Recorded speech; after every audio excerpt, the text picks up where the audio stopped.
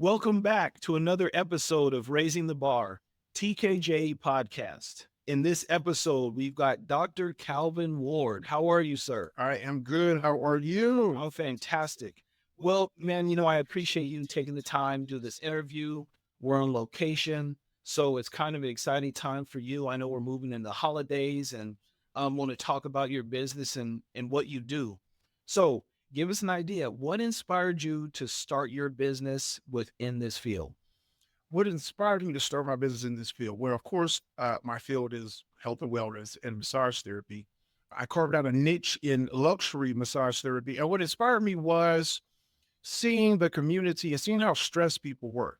I was working in corporate America and I could see that people were making the money, they had the lifestyle, but when they leave work, you could see stress on their face coming in and leaving. And I originally started this business to have an oasis for middle America managers, people that own their own businesses, VIPs that come into a space, come into their private oasis, relax, recoup, and rejuvenate. Okay. So now, as far as like your history and leading up to this, give us an idea of what you were doing before and kind of where you want to go from the point you're at now. What I was doing before, sometimes it's like, what wasn't I doing before? My background is I'm retired military, 20 years, as you know. Thank you. I retired out of El Paso. I came to New Mexico to work in the manufacturing industry as a manager in a company here. And while I was there, my brother got sick. I left. I went home. And when I came back, something clicked. And I just was like, I don't want to do this another 20 years. And so that being said, I was back on the chopping block. Well, what do you want to do when you grow up? So within 3 or 4 days of me returning from home, I put in a resignation letter. Of course, people were looking at me like I had horns growing out of my head. Like, what are you going to do with your life? We're it. But when I left, I was back in that decision-making mode. What do you want to do? And I said, I'm also a master personal trainer kid. My whole background was healthcare. So I'm a healthcare administrator. I'm a clinical lab scientist. I'm a master personal trainer with is a physical therapy assistant, physical therapy aide. And so I said, I like health and wellness. What do you want to do? I said, well, if I add massage therapy to these credentials, I'm able to really just help people holistically. So that's what I did. And I went back to school for massage therapy, got my diploma, became nationally board certified. And then I opened up a clinic right here or right there, as it is in Rio Rancho, New Mexico, in a small studio with a mountain view to serve the population and the community. Okay. Now, I know you do business in Albuquerque. Mm-hmm. So, when it comes to marketing as a massage therapist, give us an idea of what it takes to market yourself within this field of work. Absolutely. And that being said, about Albuquerque, I have since moved to a larger location, which I moved from Rio Rancho to Albuquerque. So I moved from a 200 and some square foot facility to now in a privatized 1,100 square foot facility right here in Albuquerque. Concerning marketing, it was a little difficult for me entering, into the area of marketing for my business because in school, they didn't tell me that this was a female dominated industry. They didn't tell me, Calvin, this is going to be a sexist industry. Calvin, this is going to be hard for you as a male therapist. And then on top of that, I'm African American. As you can see, I'm black, right? So on top of that, I had to look at the market. And I'm like, okay, well, what is going on here? Businesses that had openings for massage therapists, I would not get. I was the most credentialed, most qualified. I would see people post massage therapy positions. I would apply. They would tell me no and then reopen the same position back up. Well, they would tell me no and then open it up a couple of weeks later, and they would not respond to my inquiry as to why they didn't get the position right here, in the city. That kept happening so many times. I said, well, let me focus on building my business, focus on my demographic, and what am I doing that I need? What am I not doing that I need to do? So I had to come to the reality that, Calvin, most people want a female therapist. You're African American. Less than 5 to 6% of massage therapists are African American, and so this is going to be a hard field for you. So I had to find out what my demographic was. I had to do some market research. I had to plug into some business accelerators to help me hone in who my demographic was, and that began my journey on my marketing, knowing my demographic, and then honing in on my services. So that's what I started to do. I said, well, if this is going to be difficult for me because of my sex, because, I'm a male therapist. People are not used to black male therapists. If this is going to be difficult, then I need to hone in on my skills and make sure I'm one of the best in the state at what I do. So when people come to me, they will come back. And as of right now, it has worked. It is working, and hopefully it will continue to work. Okay. So now let's discuss the view from growth and expansion. So I know you went from one location to another. Uh-huh. Now, when it comes to expanding your business or scaling, what is the vision that you have moving forward, let's say 3 to 5 years from now? 3 to 5 years from now, what is the vision that I have? Well, can I say this about the movie? When I moved and changed location, it wasn't a voluntary decision. Someone bought the building I was in and then gave me a 90-day notice. So I had no idea. So it was very difficult because I felt I was in my emotions for a little bit because I was like, I'm in this location. This is close to my house, and I'm serving a specific demographic and population. So I had to move, and it wasn't voluntary, but it was one of the best things that happened for me. I was able to expand my business and serve my demographic a whole lot better with more services, more privatized services, and just serve them better. But as far as the future and my expansion for the next 5 years, Ken, my goal is to have a health and wellness center. And I want a health and wellness center that kind of mimics my center right now. Right now, when clients come to my facility, which is an 1,100 square foot facility, first floor in a gated business development, Northgate Business Park, when they come, they can come 15 minutes early for their massage, which is, you don't find that anywhere else that I've seen in Albuquerque and most massage places. But they come 15 minutes early, and that's because I want to take their shoes off, sit on the couch. I have a visual meditation for them there. They get an electronic reflexology foot massage. I serve them premium water in glass bottles, ginger beer, tea, and I have the fireplace. I want them to downregulate their central nervous system. Ken, you can't heal if you're always on. If you're stressed, you can't heal. So before they get their massage, I want to downregulate their central nervous system so they can actually receive the massage that they're about to get, so their body can actually heal. So I have a receiving room for that. I also have 2 other treatment rooms. One is the treatment room that I use for massage, but the vision for the other one was to have a sauna and a hot tub for hydrotherapy so they can come in early, meditate, downgrade, relax, envision, and then they can go, if they wanted hydrotherapy, go there, and then they can go to the restroom, refresh, come get their massage, and then they can leave. So it was a whole experience. So the vision is to have that on a bigger scale. I would like a facility where I have a small gym, privatized gym, so clients can come in, get your gym workout. After your workout, they can go for hydrotherapy in the hot tub or the sauna, finish there, try off. Then they can go and get their massage therapy, or they can come get their massage. And then when they finish, if they wanted to relax, they can sit in the cafe and they can relax, hopefully with some locally, some local businesses, locally furnished items from Albuquerque, but they can relax in a healing center. And in addition to that, I wanted to have other rooms where people could rent those rooms out as local businesses in the healthcare field or otherwise, and also have some small conference rooms and a larger auditorium. Now, the bigger version of that will have a limited amount of actual rooms.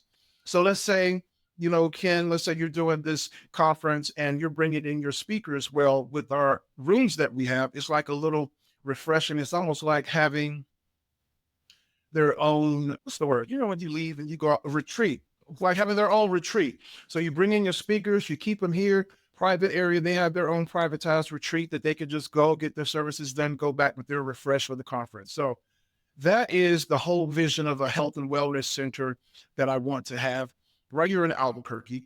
And it's not finalized. It might be moved to another location, but the vision is to have it here.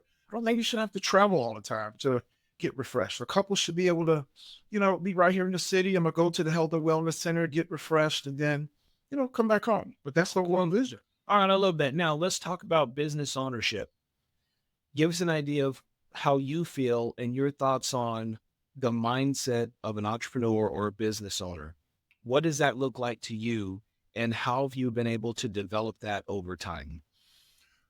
Good question. Ken, I'm going back through some audiobooks. And now that you asked me that question, there's a book called Extreme Ownership. Okay. And these are stories from special forces in the military and how they take lessons from the battlefield and they go and bring them into corporate situations to help revamp businesses and to help CEOs manage. So when I look at my business now and I look at any business, for me, it's about extreme ownership. I have no excuses, though in my mind, I may think about some excuses why I can't do this, why I can't do that. Well, this is a barrier. I just maintain in my mind now that I need to have extreme ownership because there are no bad teams. They're just bad leaders. Now, I know that's a little extreme. That's a point of view, coming from extreme leadership. But at the end of the day, there are no bad teams. There's just bad leaders. And they found that out. They've taken special forces teams, some who were not performing, some who were performing, switched out the leaders, and then the team that wasn't performing stepped up to the plate. And it wasn't the team players, it was the leadership. So when I look at my business, I always hold myself accountable and say, what are you not doing? What can you do? Who do I need to go to? Do I need to talk to a kid? Who do I need to go to? Who do I need to listen to get my business to the next level? All right, so now let's talk about networking. So getting the word out. I talk to business owners every day, and many times they want to understand marketing or they want to get the word out about their business. How has networking been a positive effect with you and your business as you've grown? Absolutely. Networking has been such a positive aspect of my business. Well, let's take you, for instance, right? So the business resource fairs that you host, right? I've met a host of people just volunteering and trying to get a spot there and coming to the fair and being able to meet other business owners and connect and get their numbers and schedule one-on-one. So networking is very crucial for events like this that have been all across the city.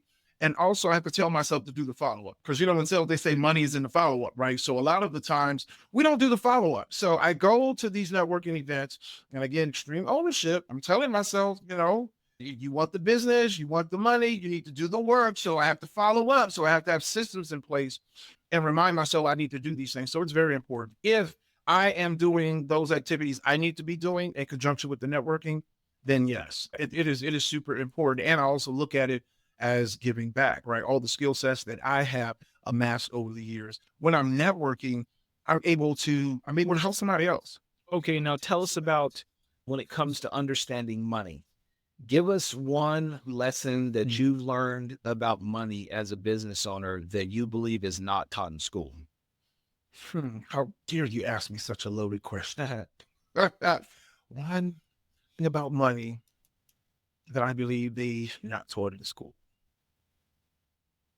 Credit, right? I think credit is the biggest one. Now that I think about that, the FICO score, and then you have, purportedly the business credit, your personal credit, but how they're interlinked, right? So you got these kids in schools that we're telling them about money, how to manage money, how to save money.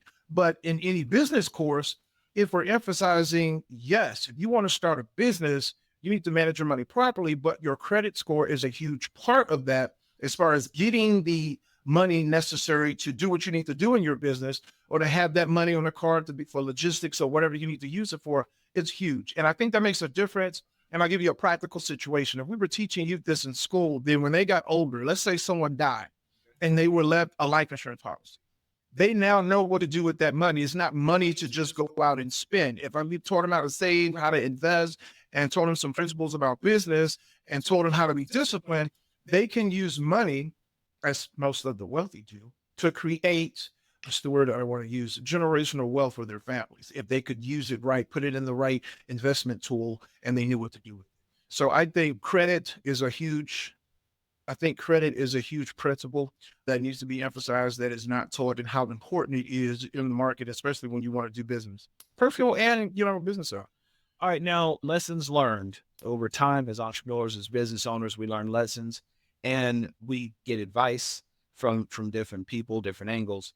So give us one piece of business advice that has stuck with you through the years, the time you've been in business, that you believe has had a positive effect on you moving forward.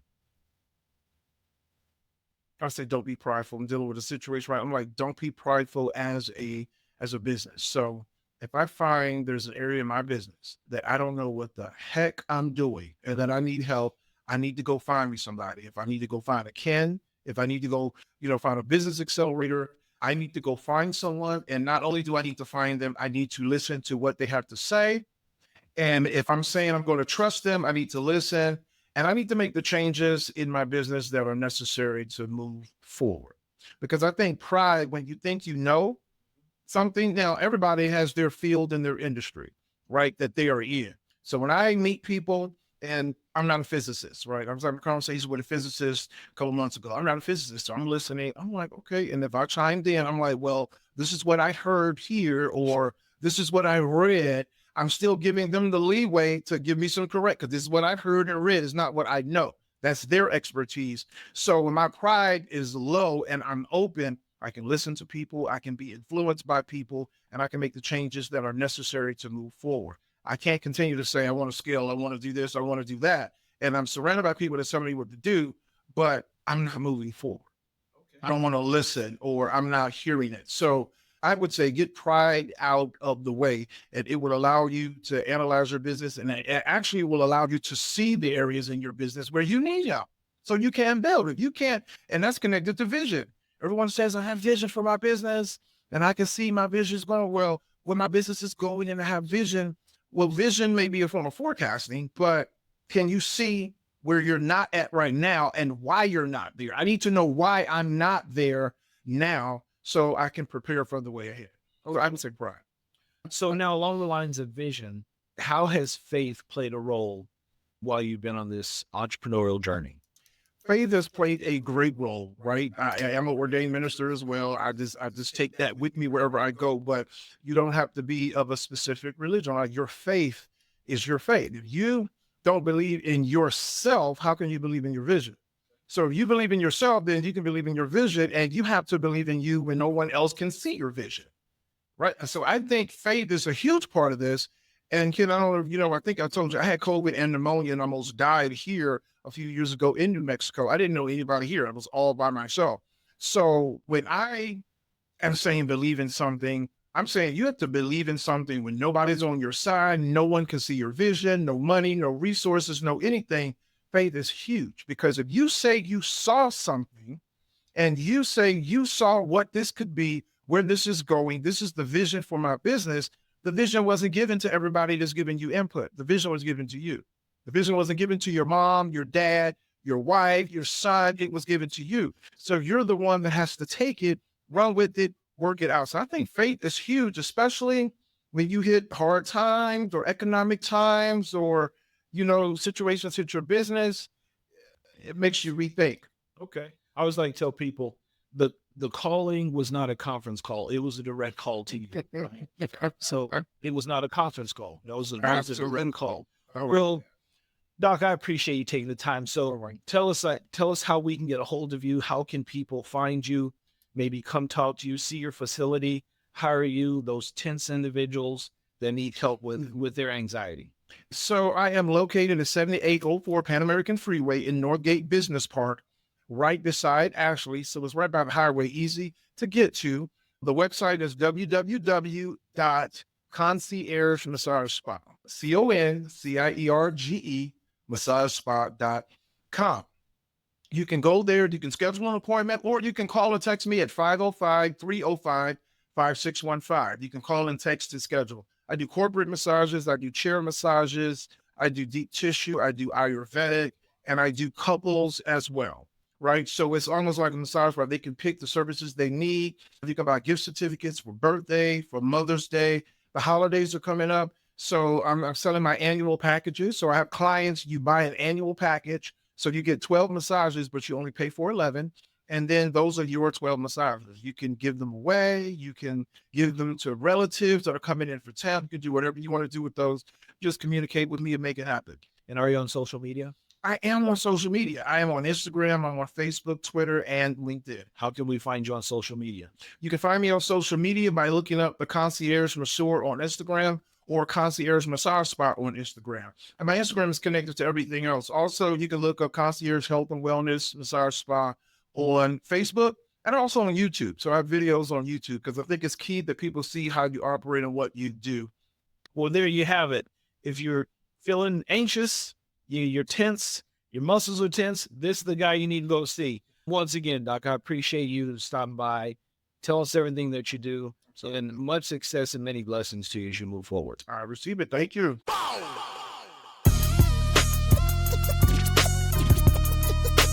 DKJE.